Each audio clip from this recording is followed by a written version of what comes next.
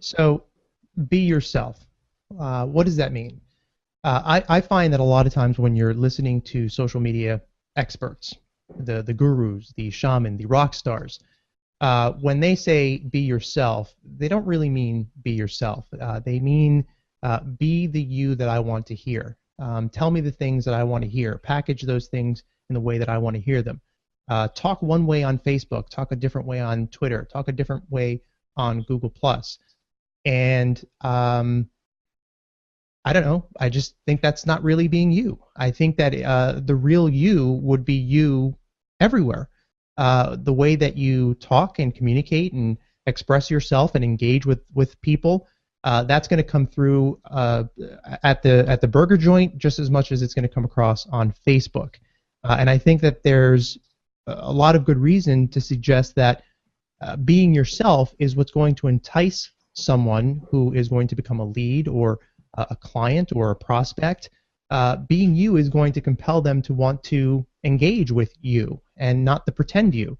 Because if you manage to pique their interest or interest them in your product or your service, and then they begin to communicate with you in a different form, for example, if they start a conversation with you on Facebook and then that conversation goes to the phone, if you start that conversation one way in Facebook and another way on the phone, you've now kind of shown yourself that you're not really, you were pretending on Facebook, now you're someone else. So this idea of being you really comes down to one thing, and there's one magic ingredient to being you, and that's this: understanding that there is no magic ingredient to being yourself.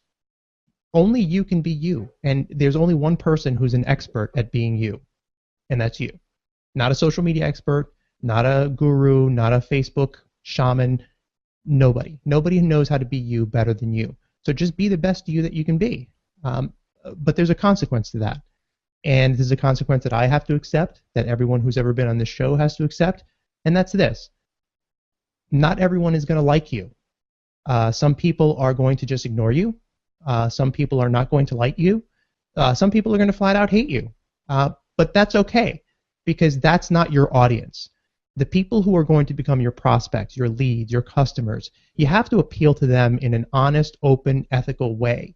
The people who are never going to be your prospects or your clients, if they don't like your message, if they don't like you, what does it matter?